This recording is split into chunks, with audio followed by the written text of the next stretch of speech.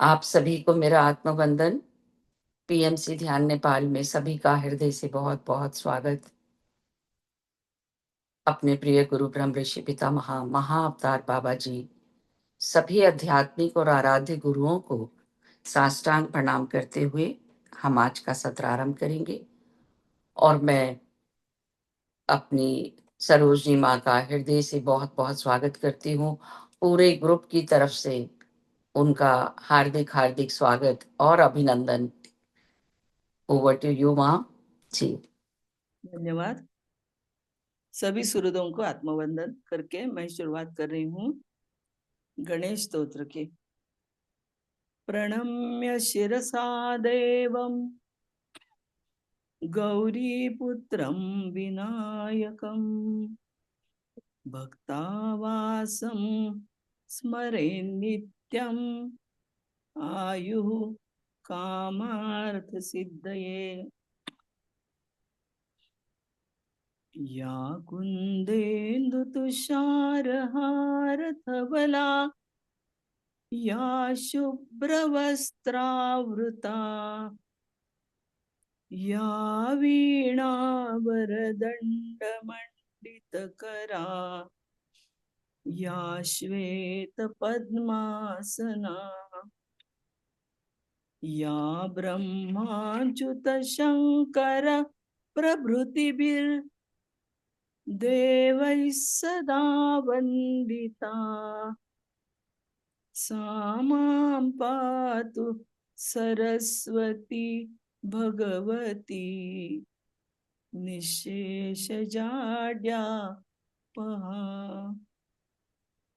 शिव जी का स्तोत्र बोल रही हूँ।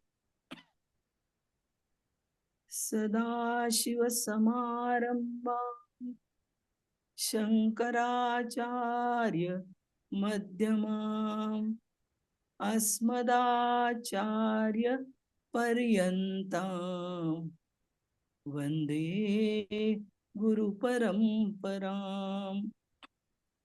श्रुति स्मृति पुराणानाम् आलयं करुणालयं नमामि भगवत्पादं शंकरं लोकशंकरं। शंकरं शंकराचार्यं केशवं बादरायणं सूत्रभाष्यकृतं वन्दे भगवन्तौ पुनः पुनः।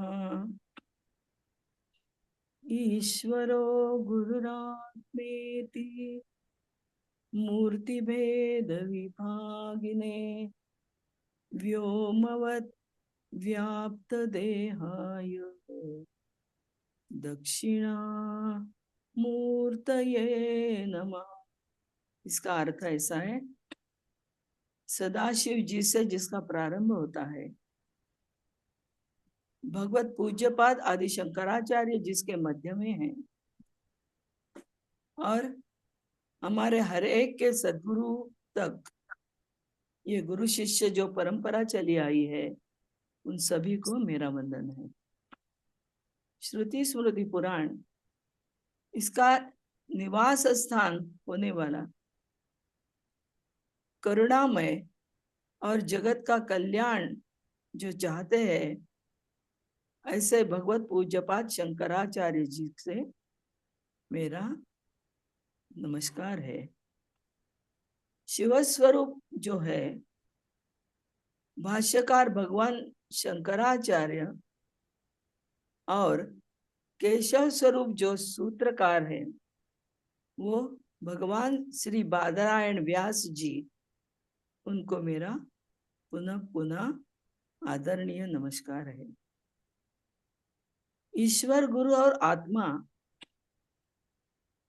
ये तीन ही रूपों में जो है, फिर भी खुद वो स्वतः आकाश में सर्वव्यापी है।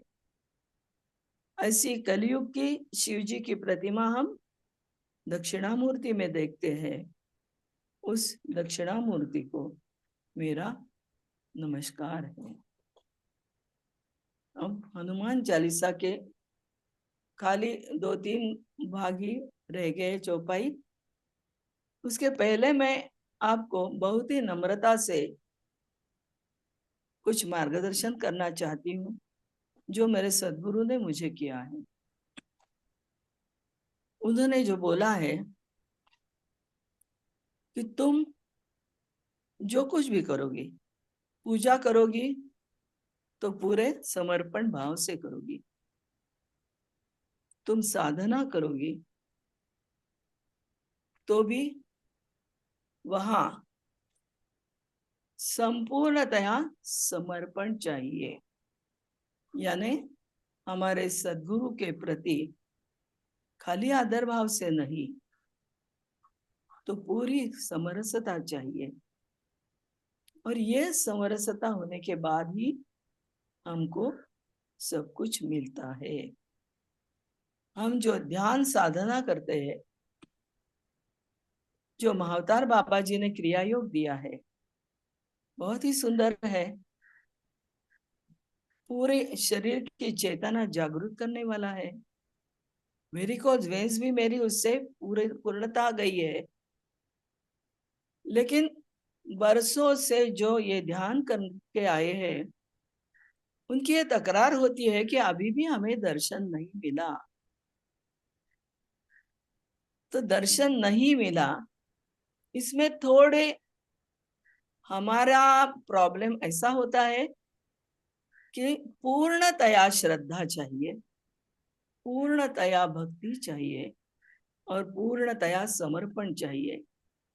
ये हमारा जब तक नहीं होता है, तब तक हम क्रिया योग तो करते रहेंगे, चक्र जागृत होने की राह भी देखते रहेंगे, लेकिन जो ईश्वर की कृपा होती है, ईश्वर का बार बार दर्शन होना मांगता है, वो नहीं होता है। क्योंकि श्रद्धा, भक्ति और समर्पण, ये तीनों चीजें वहां आनी चाहिए। ऐसा बोलते हैं ना, देवाची द्वारी उभा क्षण भरी, तेने मुक्ति चारी साधिएल्या। यानी लोग ऐसा उसका अर्थ लेते हैं कि एक क्षण काल के लिए खाली ईश्वर के सामने खड़े रहो तो चारों मुक्तियां मिल जाएंगी। एक बाजू में सही है, लेकिन सही के पीछे क्या है? तो एक क्षण वो पूर्णतया समाधि का चाहिए। हम जैसे सामान्यता खड़े होते हैं वैसा नहीं। जब हमारी पूरी समाधि लगती है, तब हम अपने खुद के नहीं रह जाते, परमात्मा के पूरे बन जाते हैं। तो चारों मुक्ति हम पा लेते हैं। हनुमान जी के बारे में भी वही है। हनुमान जी इस सब का खुद बहुत बड़ा आदर्श है, क्योंकि उनकी 100% यानी 100% श्रद्धा प्रभु जी के ऊपर है। हर बार वो क्या बोलते हैं? हाँ, ये सब मैं कर सका क्योंकि प्रभु जी मेरे साथ थे, उनका आशीर्वाद था। 100% उनकी भक्ति है, इतनी भक्ति है कि वो खुद के लिए कुछ भी नहीं कर रहे हैं। और समर्पण तो इतना है कि पूरा जीवन कार्य होने के बाद भी वो क्या कहते हैं? मेरे प्रभु के कारण ही हुआ है, नहीं तो मैं कुछ भी नहीं हूं। तो ये सब जो है, ये हमें क्यों समझना चाहिए कि श्रद्धा, भक्ति और समर्पण वृत्ति से सद्गुरु क्या ईश्वर मिल ही जाता है। सद्गुरु तो हमारी राह देखते हैं। माँ जैसी स्कूल गए हुए बच्चे की राह देखती है ना, अभी आएगा बाद में आएगा, वैसी राह सद्गुरु देखते हैं। ये मैंने अनुभव किया है। दूसरी बात ऐसी है कि वो बार बार, मैं यहाँ हूँ, मैं सद्गुरु की हूँ, लेकिन हर रोज मेरी भी परीक्षा चलती है ताल ठोक के, कि है ना, इसमें कुछ कमतरता तो नहीं आई है ना। ये भी परीक्षा होती है। ये जो उन्होंने मुझे आज्ञा की है कि हाँ आप बताओ सब भी, उस समय भी मैं पूरा दे रही हूँ कि नहीं, इस पर भी उनका ध्यान रहता है।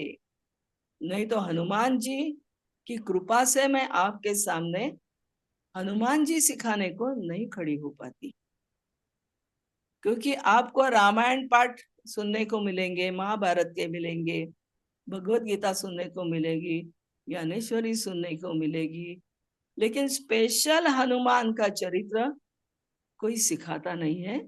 उसके लिए हनुमान जी की बहुत बड़ी कृपा भी लगती है और सदगुरु की भी कृपा लगती है। मुझे पहले ये मालूम नहीं था, मुझ पर यह कृपा है जब शिवानंद स्वामी जी ने यहाँ आकर मुझे बोला ये आपको करना है, आपके सदगुरु की आज्ञा है, दूसरी आज्ञा समर्थ रामदास स्वामी जी की है और तीसरी आज्ञा हनुमान जी की भी है। उसके बाद ही मैंने ये कहना प्रारंभ किया है। तो हमारा सर्वस्व देना पड़ता है प्रभु के लिए, सदगुरु जी के लिए। तो उनका वचन भी होता है कि आखिरी क्षण तक मैं तुमको संभालूंगा, आखिरी क्षण तक मैं तुम्हारे साथ में हूं। और हमें भी भूलना है चाहे नहीं चाहिए। जब जब मैं बाहर निकलती हूँ जाने के लिए, चलो हनुमान जी, चलो सदगुरु जी, आज हमें यहाँ जाने का है, ये काम करके वापस आने का है। आने के बाद भी धन्यवाद, आपके कारण यह सब हुआ है, आपके कारण मैं ये बोल पाई हूँ, आपके कारण मैं यहाँ खड़ी हूँ। तो ये सब हमको करना चाहिए, इतना समर्पित होना चाहिए। समर्थ रामदास जी कितने समर्पित थे कि वो क्या बोलते हैं, पाठी असता तो जग जेठी, वरकड़ काय गुमान, अमुसा कैवारी हनुमान। हनुमान जी हमारे पीछे खड़े हैं, आगे भी खड़े हैं। वो इतना कैवारी है कि क्या कुछ भी करेंगे वो। जब देशाटन करने के लिए यानी भारत भर घूमने के लिए प्रभु राम जी के आज्ञा से समर्थ रामदास जी अपने आश्रम पे बाहर निकल रहे थे, लेकिन छोटा उद्धव, उसके पास वो जो टाकरी में उनका मठ है, आश्रम है, उसकी जिम्मेदारी दे दी थी। वो इतना बड़ा भी नहीं था कि वो अकेला वो काम कर सकेगा। तो समर्थ रामदास जी ने हनुमान जी से प्रार्थना की है और बोला है क्या, नित्य निरंतर रक्षी नाना परी। बहुत उपायों से वो हमारा रक्षण करते ही है। धरोनिया अभिमान, सदगुरु को भक्त का भी बहुत अभिमान होता है, ऐसा कैवारी हनुमान। उस समय मारुति राय प्रकट हो गए उनके सामने। उन्होंने समर्थ रामदास जी को आश्वस्त किया, मैं हूं, निसंशय आप बाहर निकलो, प्रभु जी का कार्य करो, आपके उद्धव का मैं सब कुछ माता होकर करूंगा। यह हनुमान जी का वचन है। हनुमान जी को भी मां बनना पड़ा है और ऐसा ही उनको संभाला है। तू आ जावेगा निसंशय, आप निसंशय जाओ, काही चिंता न करे हृदय, उद्धव जी की चिंता मैं करूंगा। ते बाळ माझे मी त्याची आई। हनुमान जी बोल रहे हैं अपने शिष्य को, समर्थ रामदास जी को, कि उद्धव जी मेरा बाल है, मेरा बालक है, मैं उसकी माँ हूँ, हर प्रकार रक्षिण, हर बात में मैं उसके पीछे हूँ। इतना ही नहीं, छोटे होते हुए भी उद्धव स्वामी कीर्तन करते थे बड़ों के जैसा, तो उनके पीछे हनुमान जी टाल बजाने के लिए खड़े रहते थे। ये दृश्य भी बहुत अद्भुत होता था। और इस प्रकार से हनुमान जी ने उद्धव जी का रक्षण किया और जो शब्द अपने शिष्य को दिया था वो शब्द भी संभाला है। इतना ही नहीं, समर्थ रामदास जी हिमालय में हनुमंत आश्रम में थे। बहुत ठंडी थी, बर्फ भी था, और ऐसा हो गया कि कुछ भी नहीं था पहनने के लिए, तो उनके शरीर की संवेदना कम कम होती गई। और मैं क्या करूं, मैं हिल भी नहीं सकूंगा। तो संकट सामने आ खड़ा हुआ। तो उनमें हनुमान जी की इतनी जी जान से प्रार्थना की कि हनुमान जी दौड़ के आए। वशिष्ठ मुनि ने राम राय जी के को यानी प्रभु राम जी को जो मेखला पहनने के लिए वन में जाने के समय दी थी, और राम राज्याभिषेक जब हुआ उस समय राम राय जी से वही मेखला प्रसाद रूप में हनुमान जी को मिली थी। हनुमान जी दौड़ के हिमालय में गए, समर्थ रामदास जी के पास दौड़ के गए, और वही मेखला यानी हुरमुजी कलर की वो मेखला शाल जैसी होती है, शॉल जैसी, वो समर्थ रामदास जी को पहनाई और उनकी जान उन्होंने वहां जाके बचाई। उस समय से हुरमुजी कलर का वस्त्र ये समर्थ जी के स्वरूप संप्रदाय का वस्त्र बन चुका है।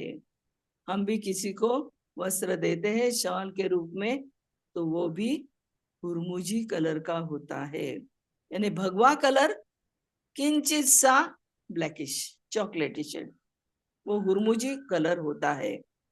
यानी देह बुद्धि से आत्म बुद्धि तक लेके जाने वाला यह संप्रदाय जो है, स्वरूप संप्रदाय, मैं भी उसकी ही हूं। तो ये संप्रदाय जो है उसको हनुमान जी ने अपना कृपांकित किया है। बहुत सारी कृपा इस संप्रदाय पे रखी है, इसलिए इसका पाइक जो हम सब है, ये तो पूर्व जन्म का सुकृत ही होता है। इसलिए तो प्रभु राम जी ने क्या कहा है हनुमान जी के बारे में, स्वधामासी जाता महाराम राजा हनुमंत तो ठेविला याचिका जा सदा सर्वदा रामदासांसी पावे खड़े गांजिता ध्यान सांडू निधावे। इसका अर्थ ऐसा है कि प्रभु रामचंद्र जी निज धाम को चले गए, ये हमारी सामान्य दुनिया छोड़कर। तो उन्होंने बोला है, मैंने कलयुग के लिए मेरे हनुमान जी को त्राता बनकर रहने के लिए बोला है। वो जो राम प्रभु राम जी के दास बनेंगे उनके लिए, उनकी रक्षा के लिए सदा सर्वदा यानी सब क्षण में हनुमान जी खड़े रहेंगे। और अगर खल यानी दुष्ट लोगों से कोई तकलीफ हो रही है मेरे भक्त को, तो हनुमान जी खुद का ध्यान छोड़ देते हैं और दौड़ के आते हैं और खुद के भक्त को बचाते हैं। ये बहुत ही सत्य है, क्योंकि 2 बार मुझे भी उन्होंने बचाया है। लेकिन फिर से एक बार हमारा सब छोड़ देना चाहिए और हमको प्रभु का, हनुमान जी का या सदगुरु जी का बनना चाहिए। तो हमको इससे ज्यादा कुछ करने का बचता ही नहीं है। आपको मैं आमंत्रित करती हूँ, जब कभी पुणे में आओगे या आश्रम में आ जाओ, हनुमान जी देखेंगे, क्योंकि यहाँ के हनुमान जी है ना, बहुत वैशिष्ट्यपूर्ण है। ये मूर्ति मैं खुद नहीं लाई, मेरे यहाँ जो हनुमान जी के बहुत प्रियतम भक्त थे उन्होंने लाई है। ये हनुमान जी काले रंग के हैं। तो ये काले रंग के जो हनुमान जी होते हैं ये परब्रह्म रूप होते हैं। दाहिने हाथ में गदा है तो समर्थ जी को प्रतापी वीर हनुमान होते हैं। बाएं हाथ में द्रोणागिरी है, औषधि वनस्पति लेके आए थे ना, वो द्रोणागिरी है। बाएं पैर के नीचे राक्षस को भी मारा है, और दोनों पैर नीचे नहीं है पृथ्वी पर, खाली उंगलियां पृथ्वी पर एक पैर किए हैं और दूसरे ने उड्डान किया और आसमान में उड़ रहे हैं। ऐसे मेरे यहाँ के हनुमान जी है, यानी सब तरह के वैशिष्ट पूर्णता सब तरह की उनमें है, और मैं उनकी कृपांकित रही हूँ। ये सच में बोलती हूँ कि इस जन्म में मुझे जो कुछ चाहिए था वो हनुमान जी ने, मेरे सदगुरु ने दिया है। इसलिए मैंने सब अच्छा घर छोड़कर ये अरण्यवास किया है, और यहाँ आके मैं ये हुरमुजी कलर या संन्यास्त के वस्त्र पहनती नहीं हूँ, लेकिन मैं खुद सन्यासी भी हूँ, और ये मेरे सदगुरु ने भी बोला है। लेकिन सन्यासी बनकर रहना, लोगों के सामने कुछ मैं कौन सी हूँ ऐसा करना, ये मेरी आदत पहले से भी नहीं है। इसलिए मैं आपको बार बार यही कह रही हूँ कि श्रद्धा भक्ति और संपूर्णतया उनके हो जाना, समर्पण वृत्ति, ये तीन जिसके पास होंगे ना, उसको मिलता ही है सब कुछ। सदगुरु मिलते हैं, हनुमान जी मिलते हैं, क्यों नहीं मिलेंगे, मिलते ही है। यहाँ आके नहीं तो अपनी तकरार सुपुर्द करो। यहाँ सब लोग जागृत है, यानी नवनाथ है, हनुमान जी है, दत्तात्रेय प्रभु है, मेरे सदगुरु तो है ही। यह सब शिवानंद स्वामी जी ने अनुभव किया है। तो मैं अभी थोड़ा सा जो हनुमान चालीसा बाकी है वो बताती हूँ, और उसके बाद हनुमान जी के पास क्या क्या है, उसमें से हमको क्या लेना है, ये बताऊंगी। तो शुरुआत करती हूँ। जय जय जय हनुमान गोसाई, कृपा करहूं गुरुदेव की नाई। हे हनुमान गोसाई, गोसाई यानी स्वामी जी, हम पे कृपा करो। कैसी कृपा करो? जैसे सदगुरु करते हैं वैसी कृपा करो। हनुमान जी आप तो जितेंद्रिय है, आपका जय जयकार हो, हम सब पे कृपा करें, और जैसा आपको प्रभु जी की भक्ति का मार्ग मिला वो हमें भी मिल जाए। इसलिए मैं आपकी कृपा चाहती हूँ या चाहता हूँ। यहाँ 3 बार जय जयकार क्यों किया है? पहला जय जयकार है कि मुझे जेल में, तुरुंगवास में हनुमान चालीसा लिखने की प्रेरणा दी, उस कारण मेरी तो मुक्तता हो गई, लेकिन सबको हनुमान जी भी मिल सकते हैं। दूसरा जय जयकार है कि हनुमान जी की कृपा हम पे सदैव बनी रहे, इसलिए है। और तीसरा जय जयकार है कि वहां तुरुंगवास में रहते, जेल में रहकर भी हनुमान चालीसा जिस दिन पूरी हो गई, उस दिन हनुमान ने सब चेले भेजे हैं मुक्त करने के लिए। पूरा बागान उद्ध्वस्त किया, उसका पूरा दरबार उद्ध्वस्त किया अकबर जी का, और उसको समझाया कि ये मेरा है, तुमने उसको 40 दिन बंदीवान बनाया है, अब तुम्हारा मैं सब कुछ उद्ध्वस्त करूंगा। तो खुद हनुमान जी ने इन सबको भेजा था। तो हनुमान जी हमें गुरु समान ही है, तो उनकी निर्मल दृष्टि भी हम पे रहती है। यहाँ जो उन्होंने लिखा है कि जो 7 बार पाठ कर कोई, लेकिन अभी जो हमारे सन्यासी बड़े हैं जिनको हम मानते हैं, उन्होंने बोला यह 3री बार, यानी तीसरी करेक्शन है, जो 7 बार पाठ कर कोई। राम भद्राचार्य जी ने बोला है ये। तो 7 बार करो या 100 बार करो, जितनी भी बार करने का है उतनी बार फिर से एक बार श्रद्धा भक्ति और पूरा पूरा समर्पण भाव, उनको अपेक्षित है, उनकी अपेक्षा पूरी करो, हमारी भी पूरी हो जाएगी। तो ये अपेक्षा जो है ये हमको भी पूरी करनी चाहिए। जो 7 बार पाठ कर कोई, छूट ही बंदी महासुख होई, यानी वो बंधन से मुक्त हो जाएगा। कौन से? जन्म मरण के चक्र से, बंधन से मुक्त हो जाएगा, और ऐसी गति पाएगा कि जहां सिर्फ परमानंद है, वो परमानंद प्राप्त कर सकेगा। यानी तुलसीदास जी ने इस चौपाई में क्या बोला है कि हनुमान चालीसा की फल प्राप्ति क्या है, तो हमें परमानंद मिलता है। जो यह पढ़े हनुमान चालीसा, होय सिद्धि साकी गौरी सा।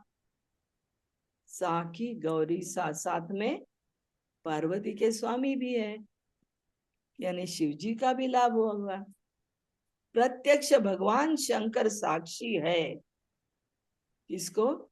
जो श्रद्धा भक्ति और समर्पित भाव से हनुमान चालीसा का वाचन करेगा, पढ़ेगा, उसके लिए सब सिद्धियां हमने रखी है, प्राप्त करो और परमानंद भी प्राप्त करो। तुलसीदास जी यहाँ बोलते हैं कि पहले 38 यानी 38 चौपाई में फल प्राप्ति ही बोली है। खुद शंकर भगवान इसको साक्षी है और ये सिद्धियां मानव भी प्राप्त कर सकता है। तुलसीदास सदा हरि चेरा, सदा यानी हर रोज, हर बार। हरि, हरि का चेरा यानी चेला, शिष्य।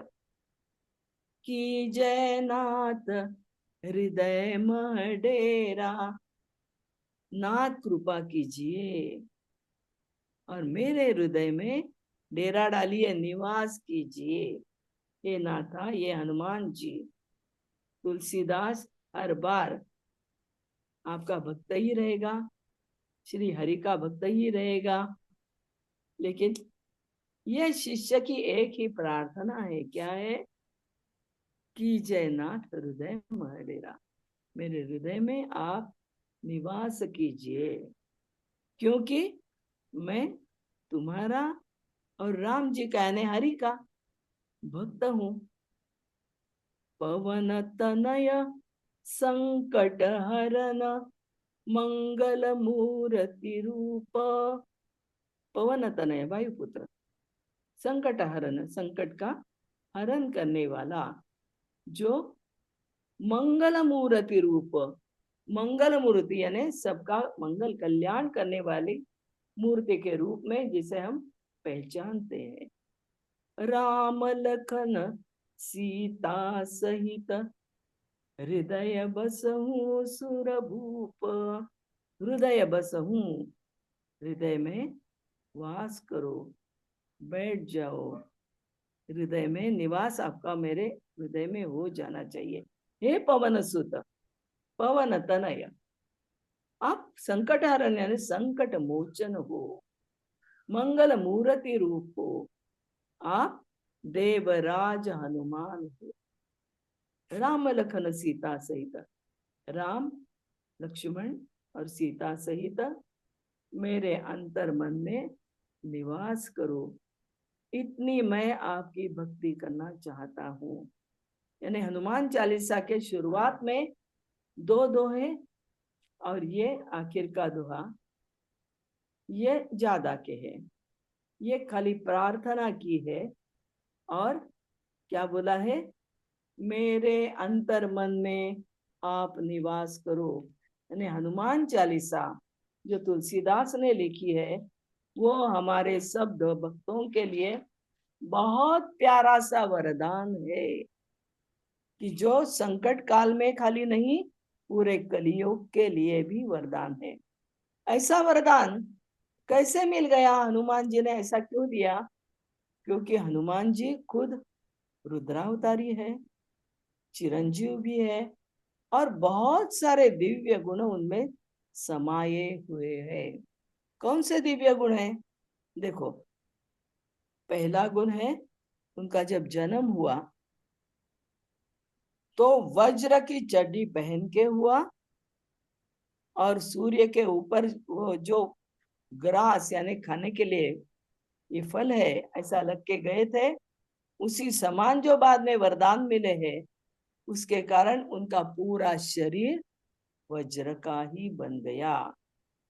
तो ऐसे ये जो हनुमान है, वो उनका पूरा शरीर खुद की माँ ने भी नहीं देखा है बच्चों के जैसा, इसलिए उनको क्या कहा है, जन्म से ही वो ब्रह्मचर्य के मूर्तिमंत प्रतीक है। तो वाल्मीकि रामायण में क्या लिखा है कि वो ब्रह्मचर्य के प्रतीक तो है ही, लेकिन सकल गुण निधानम, सब गुण उनके पास है। कौन कौन से है?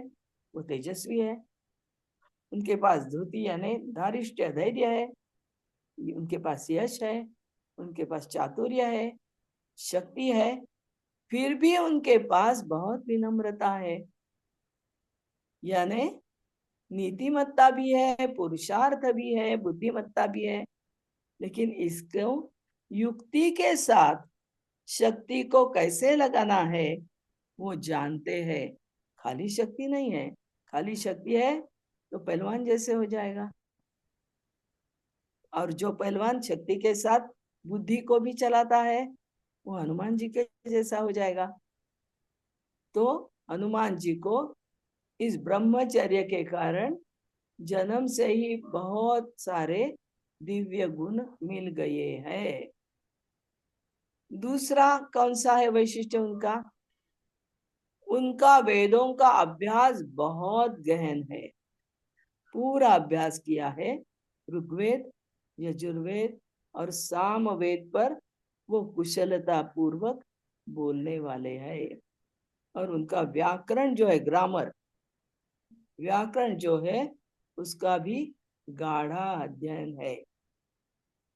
उनका विद्वत्तापूर्ण भाषण इतना मोहक रहता था, तो वो पहली बार जब प्रभु रामचंद्र जी ने सुना,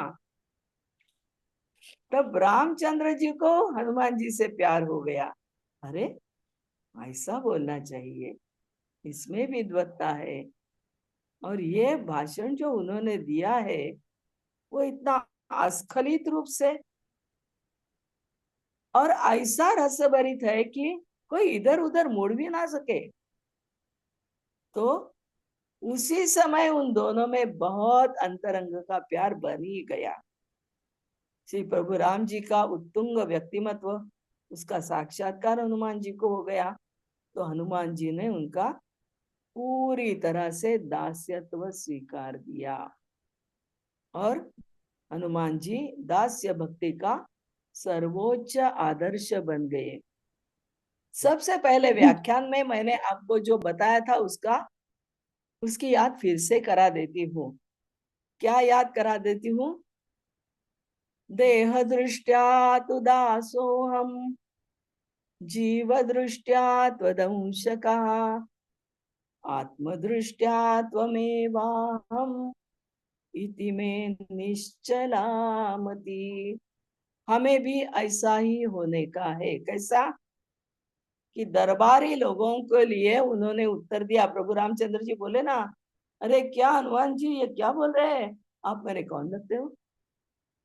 तो हनुमान जी बोले, बहुत नम्रता से बोले, वो तो पूरे ज्ञानी थे, उनको दरबारी लोगों का गर्व मालूम था, गर्व हरण भी उन्होंने उसी से किया है। और क्या बोला है? नम्रता से खड़े हो गए, हे प्रभु जी, देह दृष्टिया तु दासो हम, जो मुझे वानर के देह से देख रहे हैं उनको मैं कपि लगता हूँ।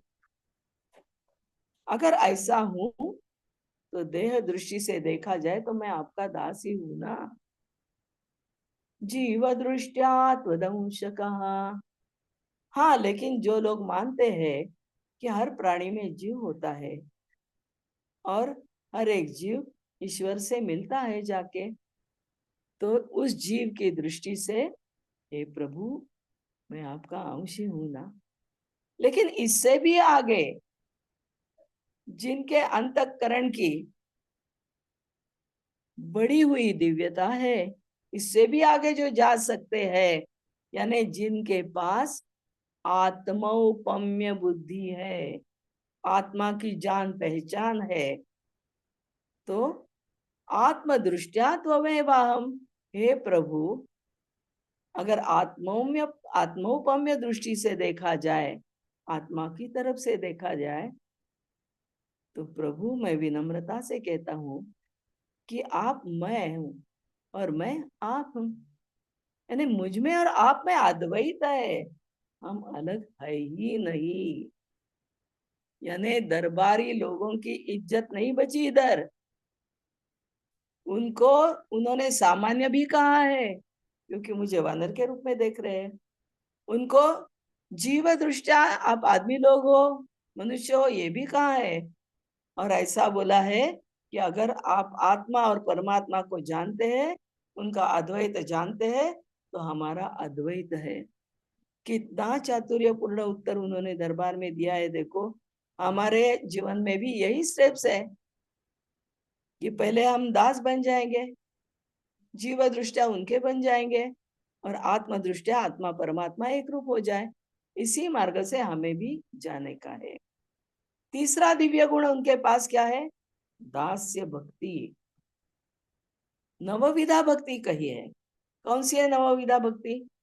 श्रवणम कीर्तनम विष्णो हो, स्मरणम पाद सेवनम, अर्चनम वंदनम दास्यम, सख्यमात्म निवेदनम। नवविधा भक्ति है ये। इसमें क्या क्या आता है? जो श्रवण भक्ति है, कि जो परीक्षित राजा, कीर्तन में शुकदेव, स्मरण भक्ति में, देखो श्रवण भक्ति के लिए परीक्षित राजा बहुत बड़े माने जाते। श्रवणम कीर्तनम, कीर्तन भक्ति के लिए शुकदेव जी बहुत बड़े माने जाते हैं। श्रवणम कीर्तनम विष्णु हो, स्मरणम पाद सेवनम। स्मरण भक्ति में प्रहलाद जी, क्योंकि खाली स्मरण किया तो ईश्वर दौड़ के आया और स्तंभ में प्रकट हो गए, तो ये स्मरण भक्ति है। पाद सेवनम, पाद सेवन भक्ति आपको मालूम है कि शेषशाही विष्णु जो है समुन्दर में रहते हैं, तो उनके पैर के पास हर बार लक्ष्मी जी दिखाई देती है और वो सेवा करती है। तो पाद सेवन भक्ति में लक्ष्मी जी का हाथ कोई नहीं पकड़ सकेगा। अर्चन भक्ति में अर्चना कैसी करनी है, वो पृथु राजा ने दिखाया है। वंदना कैसी भक्ति है, वो अक्रूर ने दिखाई है। और सख्य भक्ति को हमको मालूम है, पूरी भगवत गीता सख्य भक्ति पर है, तो सख्य भक्ति अर्जुन में है। दास्य भक्ति हनुमान जी की है। अभी जो हनुमान चालीसा सीखी है, उसमें पूरी दास्य भक्ति है। और आत्म निवेदन भक्ति बलि राजा की है। 3 बार पैर रखा और सब प्राप्त किया। मैं कौन हूं ये दिखा दिया।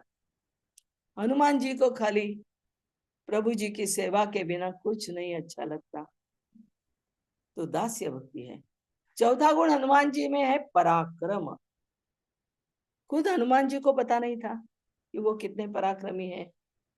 जब जाम्बुवंत जी ने हनुमान जी को बोला कि देखो हनुमान जी, आपको मालूम नहीं है इसलिए मैं बता रहा हूं कि आप बल में श्री राम और लक्ष्मण जी जैसे हो, वानरराज सुग्रीव जी के भी जैसे हो। सुग्रीव जी उसको बोलते हैं, अरे तुम्हारे जैसा तेजस्वी इस धरातल पर कोई है ही नहीं। प्रत्यक्ष प्रभु रामचंद्र जी ने भी हनुमान जी की बहुत स्तुति की है, प्रशंसा की है। और हनुमान जी ने बाहुबल की सहायता से लंका, सीता, लक्ष्मण जी, राज्य, बांधव सब कोई पा लिया है। तो ऐसे महापराक्रमी हनुमान जी थे, इतने कि प्रत्यक्ष सूर्य देव को भी उन्होंने अपने बगल में रखा था।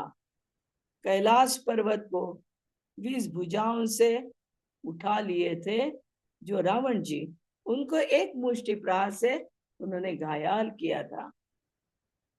ऐसे हनुमान जी थे कि उनके छाती पर परी का फेंक के मारा है, यानी वज्र जैसा होता है, तो परी के सैकड़ों टुकड़े हो गए।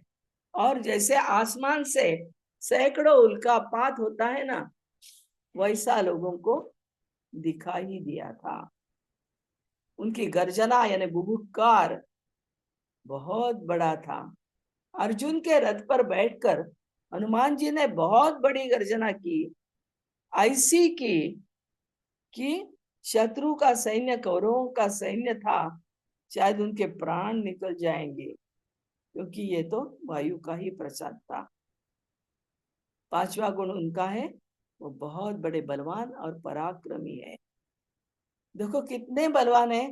हाँ, इतना सब है लेकिन अहंकार नहीं है, उनको गर्व भी नहीं है, अवगुण नहीं है उसमें। तो बलवान और पराक्रमी कैसे थे देखो, सीता की खोज के लिए गए थे। रावण तो बहुत पराक्रमी था, लेकिन रावण जी के सामने उन्होंने युक्तिवाद करने के लिए क्या किया, एक भी अक्षर नहीं बोले और रावण जी के सामने बहुत नम्रता से हाथ जोड़कर खड़े हो गए। तो रावण जी को लगा चलो आपे में आ गया, प्रभु जी का अब कुछ नहीं चलेगा। लेकिन जब उन्होंने अपना पुच्छ केतु, उनकी पूंछ में कौन था, पार्वती जी की बलवान थी ना, उसका बल पूरा था। तो पुच्छ के कारण जब उसने लंका जलाई, जब ये कितने पराक्रमी है ये दिखाई दिया। और खाली जलाई नहीं, उन्होंने क्या दिखा दिया, देखो रावण जी, प्रभु रामचंद्र जी के पास का एक वानर इतना बलाढ्य हो सकता है, एक अकेला ही आपके पूरे राज्य के लिए भारी पड़ सकता है, तो पहचान लो मेरे प्रभु जी कितने बलवान होंगे। तो ये कृति से उन्होंने दिखाया था कि पराक्रम कैसा होना चाहिए। वो अलौकिक ज्ञानी थे, यानी सब शास्त्रों में वो पूरे पारंगत थे। सनकादिक ब्रह्मादि मुनीसा, यानी उनको जो तत्व ज्ञान, विषय ज्ञान था, उसमें अगर कोई पूछने का है, शंका निरसन करने का है, तो वो हनुमान जी के पास आते थे। विचार करो कितना गहन ज्ञान है।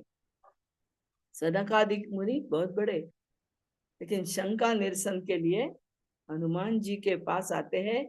ये एक बात ही ऐसी है कि वो बुद्धिमताम वरिष्ठम, सब बुद्धिमान लोगों में श्रेष्ठ थे। लेकिन वो मुत्सद्दी थे। राजकारण में मुत्सद्दी होना ये बहुत बड़ी कैटेगरी होती है।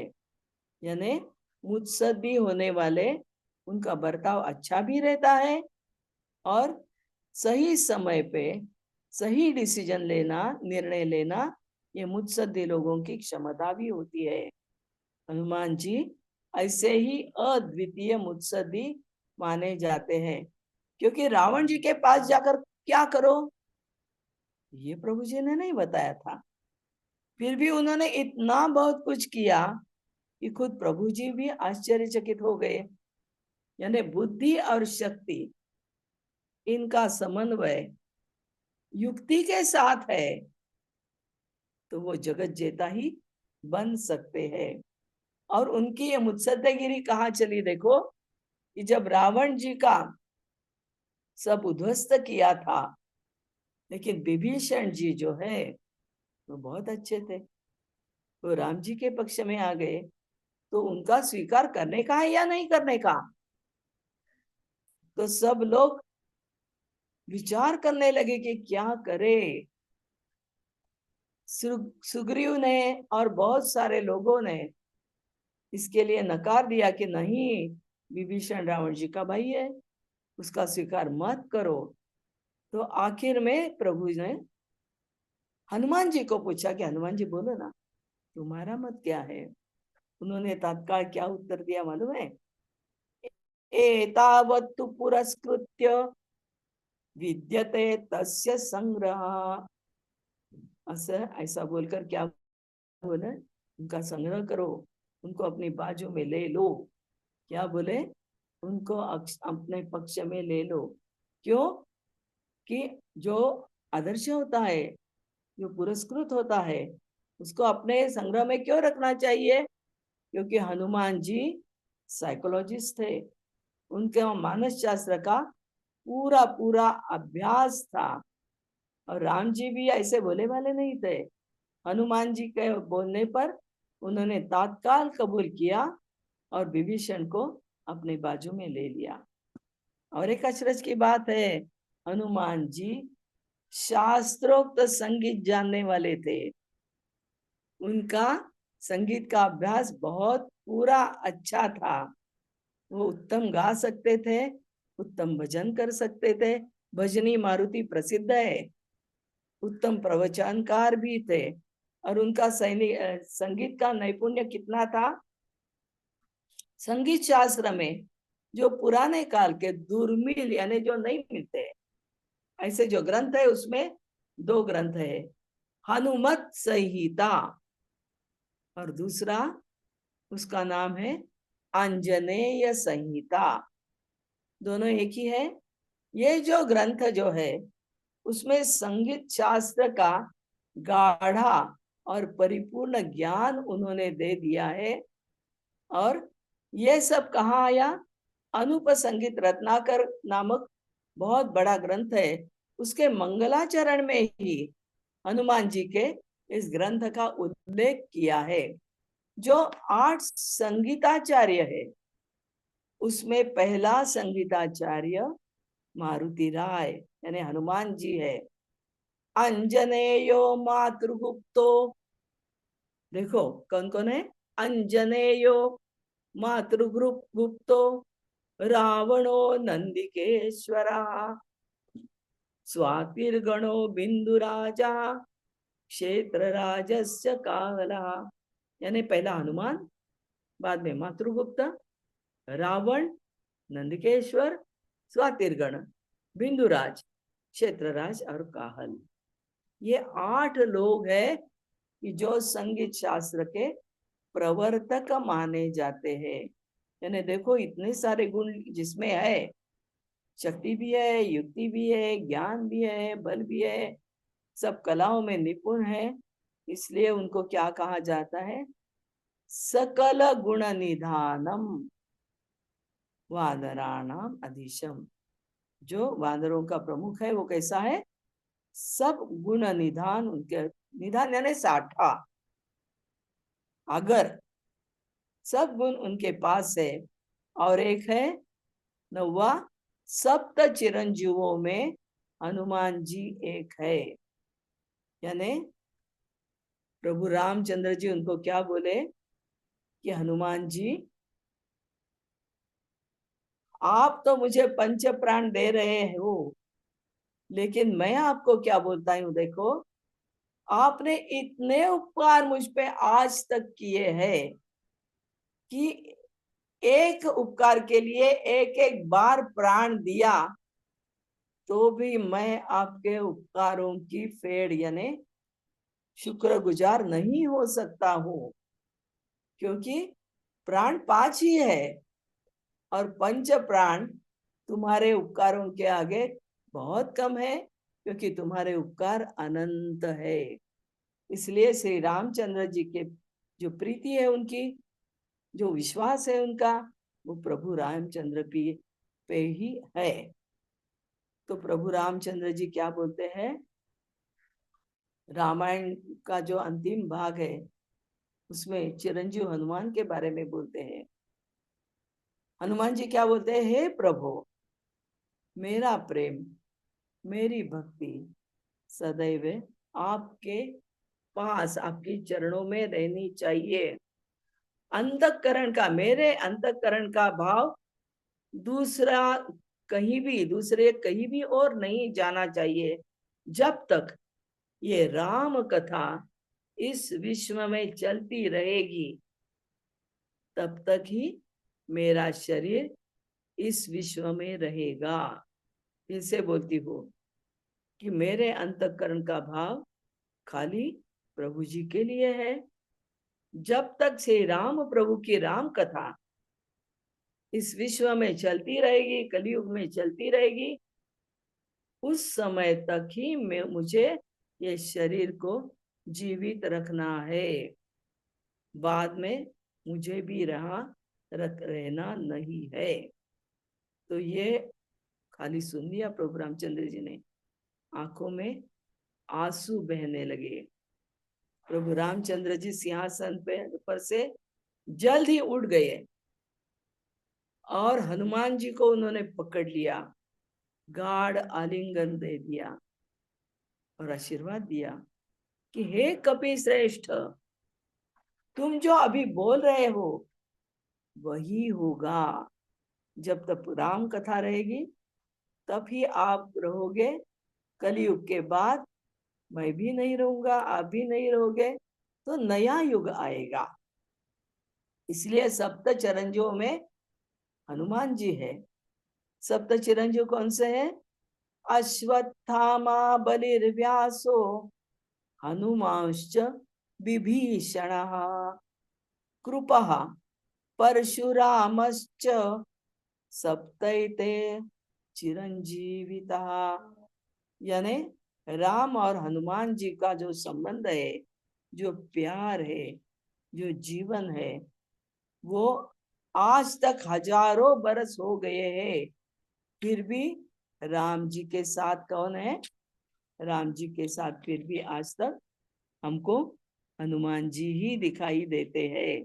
यानी उनकी जोड़ी है, और वो जोड़ी अभी कलयुग तक रही है। जन हृदय के समुदाय में, यानी जन समुदाय जो जो कथा सुनने के लिए आता है, उनके हृदय में भी जितना राम जी का स्थान है उतना ही हनुमान जी का भी स्थान मिला है। हनुमान जी को तो प्रज्ञा, धैर्य, वीरता, राजनीति में निपुणता, ये सब उनके पास है। तो इसलिए आद्य शंकराचार्य जी क्या बोलते हैं?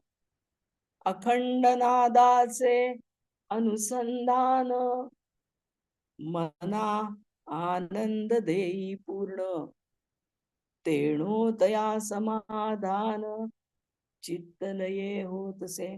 अगर हमारा अखंड अनुसंधान, मन का अनुसंधान अगर सद्गुरु के साथ रह जाए तो हम परमानंद प्राप्त कर सकते हैं, समाधानी हो सकते हैं, और हमारे चित्त का लय सद्गुरु के चित्त में यानी उनमें ही हो जाएगा, यानी अद्वैत निर्माण हो जाएगा। आपको अगर एक बात मालूम नहीं है तो एक बात और बताना चाहती हूँ कि सद्गुरु को हम प्रणाम करते हैं, नमस्कार करते हैं, तो दाएं पैर को नमस्कार करते हैं, दाहिने पैर को नमस्कार करते हैं, क्योंकि ऐसा बोलते हैं उसमें गंगा बहती है। अभी आजकल पुणे में जिनके व्याख्यान बहुत चल रहे हैं, वो कुलकर्णी साहब है, बहुत अच्छे व्याख्याता है, पीएचडी भी उन्होंने की है। तो वो छोटे थे और श्रीधर स्वामी जी कुछ बोल रहे थे, तो श्रीधर स्वामी जी के पैर के पास वो बैठे थे, नीचे बैठे थे, तो उनका ध्यान खाली उनके अंगूठे पर था, यानी दाहिने पैर का अंगूठा। और मन में विचार क्या था? हाँ, इसमें गंगा बहती है, इसमें गंगा बहती है, मुझे देखना है इसमें गंगा बहती है क्या। तो उन्होंने बाल बुद्धि से क्या किया, थोड़ा सा पानी लिया और श्रीधर स्वामी जी के अंगूठे पर डाला, तो अंगूठे में से इतनी गंगा बहने लगी। लोग बोले ये क्या हो गया है, पानी कैसे, गंगा कैसे बहने लगी अंगूठे में से? तो वो खड़े होकर बहुत जोर जोर से रोने लगे, अरे मेरी गलती हो गई है, मैंने भूल से किया, मुझे ऐसा नहीं करना था। श्रीधर स्वामी जी बोले शांत हो जाओ बेटा, शांत हो जाओ, आपको क्या चाहिए था? मेरे पैर में गंगा है कि नहीं? तो है क्या? आपको दिखाई दी क्या? दिखाई दी ना? शांतता से बैठो, क्योंकि श्रीधर स्वामी जी तब कलयुग के महान तपस्वी है। उनको परमहंस पदवी दी है उनको सदगुरु ने। परमहंस पदवी हर किसी को कभी नहीं मिलती। यानी यहाँ मस्तिष्क में जो ऊपर सा जो नाद होता है तो हंस के कल कल की तरह होता है, कल कल नाद उसको बोलते हैं। और इतने गहराई में जिनका ज्ञान है, जिनकी उच्चता है, उनको ही परमहंस बोला जाता है। वो परिव्राजक तो थे ही, एक जगह नहीं बैठे थे, इधर जाओ उधर जाओ उधर जाओ।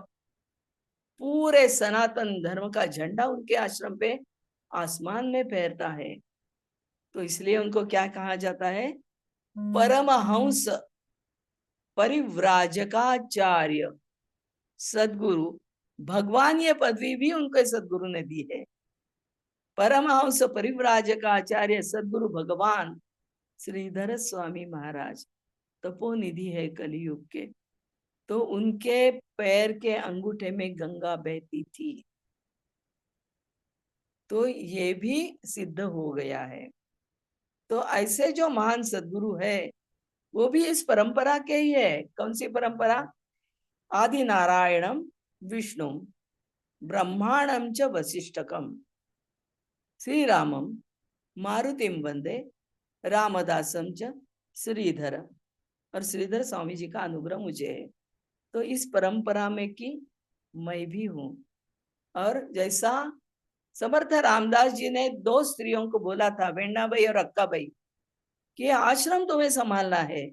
और काल था मुस्लिमों का, भयानक काल था, लेकिन वो दोनों ने दो आश्रम ऐसे संभाले कि समर्थ रामदास स्वामी भी बहुत खुश हो गए थे। तो उनके शिष्य ने मुझे बोला ये आश्रम तुम्हें संभालना है, लेकिन इस आश्रम में किसी का पैसा नहीं है, दूसरों का, खुद ने कष्ट किए हैं।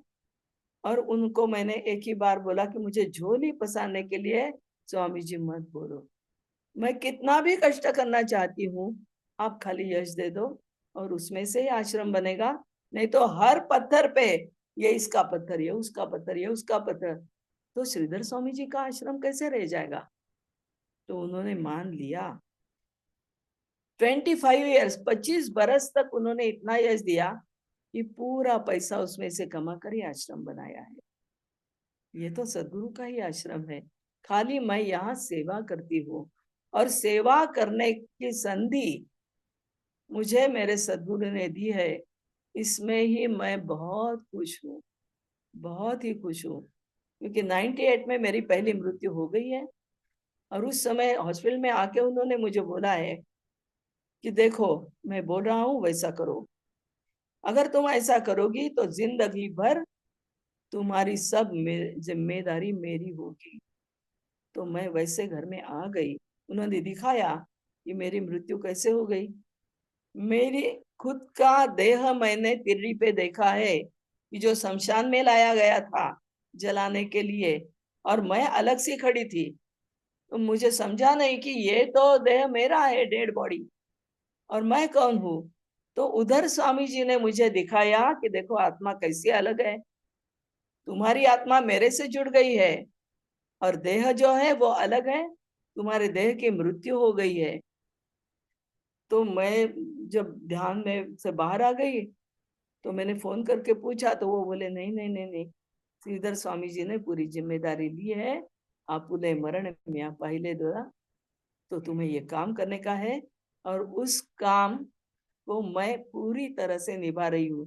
इसलिए मैं कुंभ में भी नहीं जाती हूँ, मर श्रीधर स्वामी जी के भरतपुर के आश्रम में भी नहीं जा सकती हूँ। यही मेरा आश्रम है। मैं यहाँ आश्रम छोड़ के बहुत दिन कहाँ गई है ऐसा कभी नहीं होता है। इसकी पूरे लेकिन एक ही बात है, फिर से पूरी श्रद्धा है, पूरी भक्ति है और जिंदगी का समर्पण भाव मेरे सदगुरु के साथ जुड़ा है। और मेरे सदगुरु और हनुमान जी एक रूप ही है। इसलिए उनकी आज्ञा से मैं यहाँ हूँ, नहीं तो मैं खुद कुछ भी नहीं हूँ। मैं तो एक सामान्य जीव थी। उसको बड़प्पन दिया है उन्होंने, तो मेरे सदगुरु बड़े। तो मैं विनम्रता से आपको कहने वाली हूँ कि मैं आपके जैसी ही हूँ। सदगुरु हमको बड़ा बनाते हैं और हमारी राह भी देखते हैं। ये शिष्य मैं जो बोलता हूँ वैसा सुनता है क्या, वैसे माफिक रहता है क्या? तो हम दोनों एक रूप है। ऐसे सदगुरु आप सभी को मिले, ऐसा मैं चाहती हूँ। यहाँ अभी हनुमान चालीसा खत्म। हनुमान जी के जो प्रमुख वैशिष्ट्य है वो मैंने आपको बोले हैं, बता दिए हैं। अभी चरित्र तो अभी मैं नहीं बता सकती हूँ, क्योंकि मुझे दूसरा काम करने की आज्ञा है। वो काम होने के बाद अगर योग आया तो बाद में देखेंगे। अभी तक मैं विश्राम ले लूंगी। और आपके बहुत बहुत मैं कृतज्ञ हूँ, क्योंकि आपने मेरी बातें सुन ली है। और इस पर विचार करो, क्योंकि ये बातें मेरी नहीं है, सदगुरु की आज्ञा से बोली गई है। आपको अगर कुछ पूछना है तो जरूर पूछिए।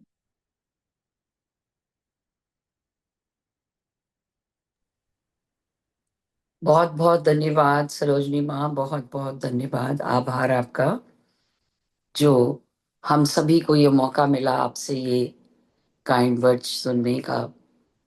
तो एक चीज मुझे पूछनी थी कि जो आपने उनका बताया, अ, चार चीजें उन्होंने बताई थी राम भद्राचार्य जी ने, हनुमान चालीसा में करेक्शन की, तीन हुई, चौथी कौन सी है? अभी 7 बार। हाँ वो हो गया, सतबार हो गया। और हाँ, केसरी पहले बोला वंदन था स्वयं, शंकर स्वयं केसरी नंदन है। जी वो हो गया। प्रभु राम जी के बारे में एक होती, अभी मुझे फिर से ढूंढना पड़ेगा। अच्छा, वही मैं ये तीसरा शुरू अभी से, याद है। हाँ शुरू से यानी पहले उन्होंने बोला था कि शंकर स्वयं केसरी स्वयं नंदन। केसरी नंदन, जी जी। हाँ, उसके बाद सब तो पर हम राम स्वयं बोलते तपस्वी नहीं थे राजा। ना, ये शंकर जी और ये केसरी नंदन अलग नहीं है, एक ये ही है। उन्होंने बताया था, है ना। उसके बाद में उन्होंने बताया था, देखो मैं सब पर राम तपस्वी राजा।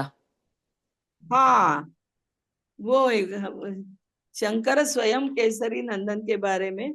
और बाद में आपने अभी बोला ना, वही सही सब है, पर राम राम तपस्वी राजा, राजा, जी। और वो बोला था। तीसरा ये हो गया, 7 बार पाठ कर कोई, 7 बार पाठ कर गई, जी जी ये जी। हुआ है। और एक बोला था, एक और मुझे नहीं याद आ रहा था, इसलिए मैंने आपसे पूछा जी। हाँ मैं याद करके बोलती बोलती हूँ आपको, जी कौन सा है वो, तो, क्योंकि मैं बहुत आगे निकल चुकी हूँ ना, विचार हाँ करते करते। जी जी जी। तो सभी राम लोगों का रसायन चलिए। तुम्हारे बहुत, पासा, ये तो नहीं था? हाँ हाँ राम हाँ, रसायन राम तुम्हारे पास। रसायन तुम्हारे पासा, हम्म। सदा रघु रघु देवगा देवगा, सब नहीं, पर राम तपस्वी राजा है ना, तो हाँ, जी। राम राय सर ताजा, राम राम राय सर राय ताजा, जी जी जी, वो मैंने नोट डाउन सर किया है। ताजा बोला जी, था उन्होंने। और ये सब पर, आखिरी वाला तो अभी बता दिया है मुझे मैंने कि 7 बार यानी सात 7 बार बार भी थे। जी। और मुझे भी, हाँ क्या बोले आपने, माता जी क्या बोले आप? सादर हो रघुपति के दासा से, 32वां है श्लोक, सदा चौपाई। रहो रघुपति के दासा। राम रसायन तुम्हारे पासा, ये सदा सदा रहो रहो नहीं है, सादर रहो, सदा सादर हो रघुपति, अरे सादर खड़े हो हो जाओ, आगे रघुपति के आओ। दासन। सादर हो, ये चौथा है, यानी ये तीसरा है, और चौथा राम 7 बार, ये चौथा है। राम रसायन तुम्हारे पासा, सादर हो रघुपति के दासा। सदा रहो नहीं, सदा है ही वो, ओके। सादर सदर हो रघुपति के दासा, ये तीसरा है। सादर और तुमरो अभी जो भजन राम को सात भावे, बार बोला है ना, वो चौथा। और जन्म कुछ जन्म पूछने का के है? दुख विश्राम है। तुमरो भजन राम को भावे, जन्म जन्म के दुख विसरावे। हाँ नहीं, ये वो जो आगे राम है, भद्राचार्य जी ने चार उससे पहले करेक्शन बताए उससे हैं। पहले का है ना, अच्छा, हाँ राम हाँ, शंकर रसायन स्वयं तुम्हारे केसरी नंदन। ठीक। सादर हो रघुपति के दासा, सादर हो रघुपति के दासन, का जी है। माँ, जी। लेकिन आप कुछ ना कुछ तो करने के लिए जरूर आइए, हम लोग तो बहुत आपको हम लोग बहुत मिस करेंगे। कुछ हाँ बहुत। मैं ऐसा बोल सकती हूँ आपको कि हनुमान जी का पूरा चरित्र मैं बाद में बता सकती हूँ, लेकिन जी। अभी नहीं, अभी की आज्ञा के बाहर मैं नहीं चल सकती हूँ। तो जी उन्होंने जी क्या जी बोला, अभी ये तुम दोनों लाइन का पूरा करो। तो उस लाइन का मैंने भगवत गीता पूरी की है, हनुमान चालीसा पूरी की है, पूरा हनुमान चरित्र पूरा किया है, और 12 ज्योतिर्लिंग पूरी किए है उस लाइन पे। इस लाइन पे मैंने अभी हनुमान चालीसा की है। लेकिन अगर सदगुरु की आज्ञा हो और आप लोग चाहते हो तो बाद में मैं पूरा हनुमान भी सिखा सकती हूँ। जी हम जरूर जी लोग तो हमेशा जरूर, चाहेंगे। हम तो हम यस, लोगों की बात तो कुछ हुए नहीं, आप हम रूप तैयार पर है। हैं, हाँ हम जी तैयार हैं। हाँ, मैं सिखाऊंगी बाद में, क्योंकि जी अभी जो काम किया है ना वो बहुत बड़ा काम है और जिम्मेदारी का है। तो यानी आंखों में तेल डाल के बोलते हैं ना, वैसा करने का है वो। जी, आप ओ, बाबा फिर जी का वो काम पूरा तैयार करिए। तैयार हम रहते हैं ना। सबकी बहुत बहुत शुभकामनाएं हैं। शुभकामनाएं हैं। वो काम पूरा करके आप फिर हमारे साथ जुड़िए, हाँ, ठीक है ना? निपट गया। लेकिन मेरी भी एक प्रार्थना सदगुरु को मैं हर बार कर रही हूँ कि जब तक मैं यहाँ सुनाती नहीं हूँ और मेरा काम करती हूँ, तब तक संतोष माँ का भी 3 महीनों में पूरा काम कर दूं। ये मैं उनको वेरी गुड, प्रार्थना कर रही हूँ। Thank very you, good, thank you, very good. बहुत बहुत वो धन्यवाद। ये तो बहुत वो जो बड़ी, कुछ बहुत काम कर अच्छी रही है, बात है। चैनल चला रही है, अच्छे अच्छे लोगों को सामने ला रही है, तो वो काम करने के लिए हाँ, उसको और ज्यादा जिंदगी, बहुत और बहुत उसका आभार काम आपका माँ। 3 महीने कोटि में कोटि आपका काम वंदन। करूंगी, जी जी और 3 महीनों में आप जी जी संतोष माँ का भी काम कीजिए। जी ऐसी मैंने प्रार्थना की है। जी जी, बहुत बहुत आभार। आपकी प्रार्थना जो है वो जरूर सुनेंगे, जी क्योंकि हम लोगों की भी उनके साथ वो है ना। इतना ही हाँ अटैचमेंट है। हाँ हम हाँ सब इस बात के लिए आभारी हैं, आपकी हाँ। प्रार्थना के लिए। जी जी लेकिन ऐसा जी लगता है कि वो 1-2 महीने में उनका भी काम हो जाए। जी ईश्वर के आप सभी प्रार्थना करो तो हो जा सकता है। प्रार्थना में बहुत बल है। जी, सभी के प्यार से बंधी हुई हूँ मैं तो, और सबकी शुभकामनाओं से तभी मेरा चल रहा है जी सब कुछ। बिल्कुल। धन्यवाद। प्रार्थना से वापस आ गए। जो ये तो शांति पाठ करूंगी। जी हाँ, पता नहीं ये पाठ करूं। कवर हो जाता है, हम लोग का चेहरा पूरा नहीं स्क्रीन पे आ पाता। आ रहा है मंजू जी, आपका पूरा चेहरा आ रहा है। अच्छा, अब आया, अभी तक नहीं नहीं, आ रहा है, शुरू से ही आ रहा है। ओ, ये देखिए आप बैठे हैं सामने हमारे। फूलों वाला ड्रेस पहना आपने, हाँ, फूलों वाला ड्रेस पहना है। वो वाले दुपट्टा ओढ़ा है और अच्छा, फूलों वाला कुर्ता पहना हुआ है। जी जी जी हाँ। मैं एक बार अभी मैं मैम, हाँ माँ तो शुरू मेरे को जरा कहीं जाना है तो मैं जरा जी बंद जी, कर। क्या ठीक है ठीक है ठीक है जी ओके, जी। Thank you. अब सरोजनी माँ बहुत अच्छा रहा अच्छा। शांति पाठ करेंगी, नमस्कार। और हाँ। जितने भी सब लोग आज शांति जुड़े पाठ हैं, मैं कर सबको लेते बहुत बहुत धन्यवाद हैं। देती हूँ। जी जी शांति सरोजनी पाठ माँ। कर ले। हाँ, शुरुआत करती हूँ पहले। जी।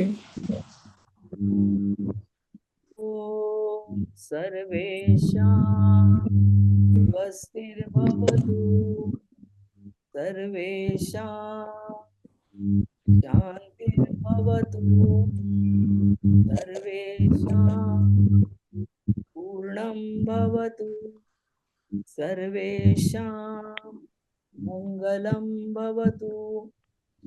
ॐ सर्वे भवन्तु सुखिनः, सर्वे सन्तु निरामया, सर्वे भद्राणि पश्यन्तु, मा कश्चित् दुःखभाग् भवेत्। ॐ असतो मा सद्गमय, तमसो मा ज्योतिर्गमय, मृत्योर्मा अमृतं गमय। ॐ पूर्णमदः पूर्णमिदं पूर्णात् पूर्णमुदच्यते मुच्यते पूर्णस्य पूर्णमादाय पूर्णमेवावशिष्यते। ओम शांति शांति। सभी सुहृदों को आत्मवंदन, बहुत सारा प्यार और विनम्रता से बोलती हूँ कि आप सबने सुन लिया। मैं बहुत धन्यवाद संतोष जी, आपका भी आपकी वजह से। बहुत बहुत धन्यवाद। सरोजनी माता जी, आप सभी का बहुत हाँ, धन्यवाद। आपको बहुत बहुत बहुत कम धन्यवाद, बहुत बहुत धन्यवाद। धन्यवाद। और जो आज हमारे साथ सब लोग जुड़े हैं, हमारे अपने परिवार के, और जो जुड़े हैं वो भी अब हमारे परिवार के ही हैं। कमला जी जुड़ी हैं आज हमारे साथ, और नए नए लोग जो भी हैं, तो सभी का मैं बहुत बहुत धन्यवाद करती हूँ, हृदय से धन्यवाद। और कल फिर हम सब जुड़ेंगे जी। आज सबसे पहले तो हमारे साथ पुष्पा लता जी जुड़ गई थी, पुष्पलता जी, तो बहुत बहुत धन्यवाद। क्रिया योग के चेहरे नजर आते हैं, बड़ी खुशी होती है।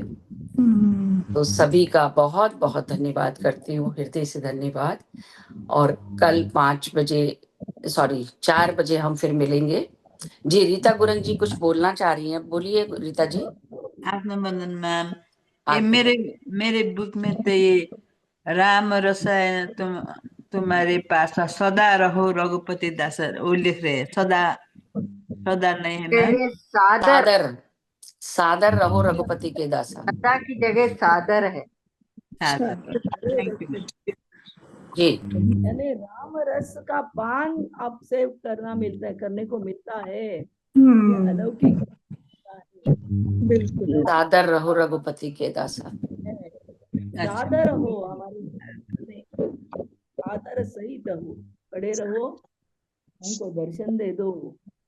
रघुपति के दासा यानी हनुमान जी भी, आप हमें दर्शन दे दो, सादर हो। जी, और कितना है। तो सभी का बहुत बहुत धन्यवाद। कल हम फिर 4 बजे जुड़ेंगे, और कल हम पुष्पा जी के साथ जी। सरस्वती माँ को मेरा सादर प्रेम सहित प्रणाम। सरोजनी माँ, आप जब मिलेंगे सरोजनी माँ। जी जी, बहुत बहुत। वो हमारे साथ जुड़ी रहेंगी हमेशा, नजर नहीं आएंगी तो क्या हुआ, वो फिर बाबा जी का कार्य पूरा करके वही आएंगी। माँ सादर याद आती रहेंगी हम लोगों को। जी, बहुत बहुत उन्हीं का ग्रुप धन्यवाद। है, वो कभी भी ज्वाइन कर लेंगी। जी जी, मन से तो जुड़े हुए हैं माँ, अपन मन से तो जुड़े हुए ही हैं। हाँ, मन से जुड़ी हुई। जी हम मन से तो जुड़े हुए हैं। हाँ, मन से तो जुड़े हुए हैं। तो ठीक है, फिर कल मिलते हैं। बहुत बहुत धन्यवाद। संतोष में रीता जी, अगर आपको कुछ उसके बाद इंफॉर्मेशन चाहिए होगी ना, तो आप मेरे को मैसेज करिएगा, मैं आपको कॉल कर दूंगी। तो मुझे सिर्फ अच्छा, अभी फिर बंद करते हैं इनका प्लेटफॉर्म। हाँ, हमारी वजह से वो डिले ना हो। आज बर्थडे किसकी है?